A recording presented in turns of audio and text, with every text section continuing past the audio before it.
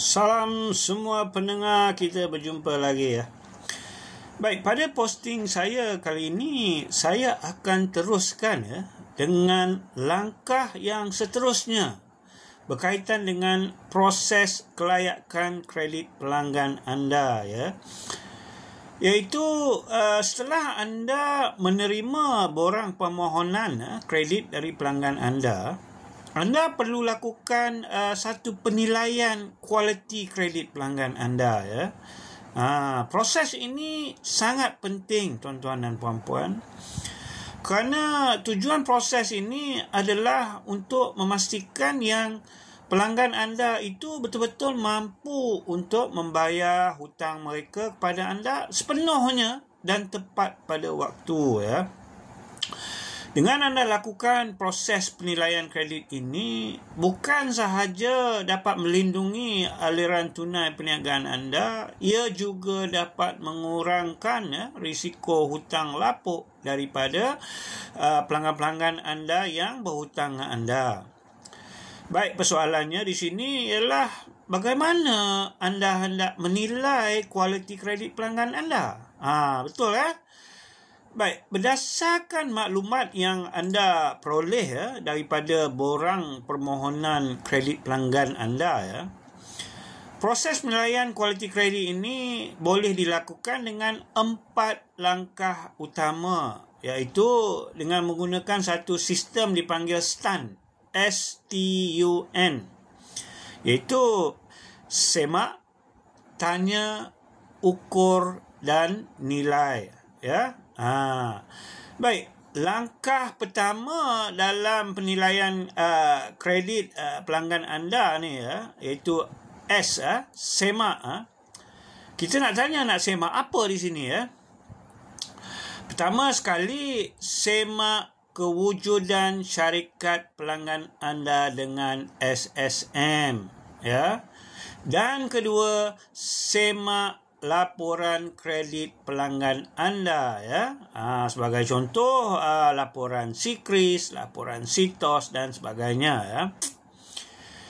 Di sini tuan-tuan dan puan-puan tolong kena ingat ya, perkara pertama yang anda mesti lakukan dengan mana-mana pelanggan anda ialah dengan menyemak kewujudan dan kesahihan syarikat pelanggan anda dengan SSM. Itu langkah pertama sekali ya.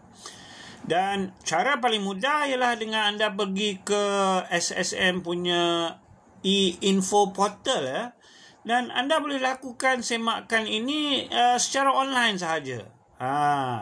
Baik, kenapa anda perlu lakukan semakan SSM ini? Tujuannya adalah untuk memastikan bahawa syarikat pelanggan anda itu benar-benar wujud dan berdaftar dan aktif berniaga. Dan sekiranya aktif berniaga, sudah berapa lama? Dah berapa tahun dah berniaga? Ya? Selain itu, anda juga boleh dapatkan kepastian ya, siapa pengarah dan pemegang saham syarikat pelanggan anda itu. Dan juga dapatkan maklumat-maklumat lain seperti alamat berdaftar syarikat dan juga penyata keuangan mereka. Dengan anda lakukan semakan ini, sedikit sebanyak dapat melindungi anda daripada berurusan dengan syarikat yang palsu. Atau banyak sekarang ni scammer ya. Dan melindungi anda juga dari urusan yang mungkin tidak sah di masa akan datang. Seterusnya, setelah anda lakukan semakan SSM ini, anda juga perlu lakukan semakan laporan kredit pelanggan anda ya.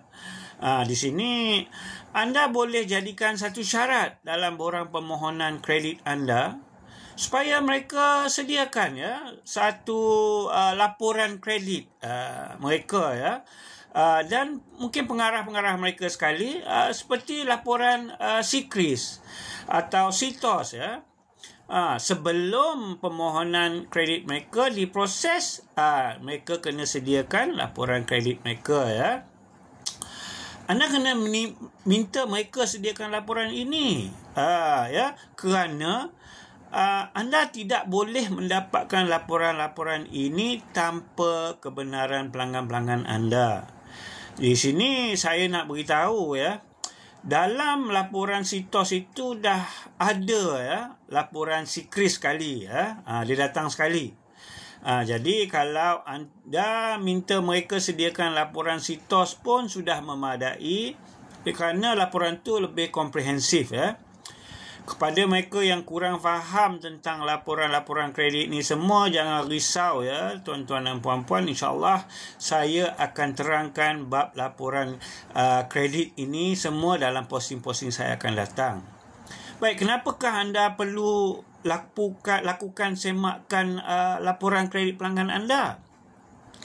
Ini untuk memastikan pelanggan anda yang memohon kemudahan kredit ini tiada sejarah kredit yang tidak baik. Contoh, ada sejarah dia lewat bayar hutang-hutang dia, atau terus gagal untuk bayar hutang, non-performing loan, NPL ya. Selain daripada itu, dia juga dapat memberi anda maklumat tentang isu-isu berkaitan dengan kesalahan undang-undang pun ada ya dalam laporan CITOS, dan juga mungkin status muflis mereka dan macam-macam lagi ya. Sekaligus dapat membantu anda dalam membuat keputusan sama ada lulus atau gagal dalam permohonan mereka memohon kredit ya. Seterusnya, anda juga boleh membuat keputusan jumlah dan terma kredit mereka juga. Baik, sampai di sini sahaja perkongsian saya kali ini. InsyaAllah dalam posting saya akan datang, saya akan huraikan dengan lebih lanjut ya tentang sistem STUN ini ya. Diharap para pendengar nantikan posting saya seterusnya dan terus memberi support supaya channel saya ini dapat memberi manfaat kepada kita semua. Sekian, terima kasih, jumpa.